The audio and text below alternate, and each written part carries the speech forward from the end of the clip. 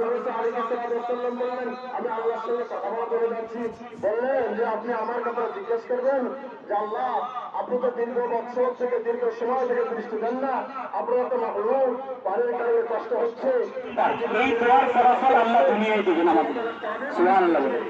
এক নম্বর, এই দোয়ার ফলাফল দুনিয়াতে দিবে, আর দুই নম্বর, এই দোয়ার ফলাফল আল্লাহ দুনিয়ায় দিবেন না, আখিরাতে দিবেন। সুবহানাল্লাহ। তাহলে এখন এই দুইটা দিকে লক্ষ্য করে যদি আমরা দেখি, তাহলে বৃষ্টির নামাজ পড়তেছে কিন্তু বৃষ্টি আল্লাহ দিচ্ছে না, তার মানে কি কোনো কাম হচ্ছে না, এই কথা বলা যাবে? এই ধারণাটা একদম ভুল। হয়তো আপনাকে আল্লাহ দুনিয়াতে দিবেন অথবা আখিরাতে।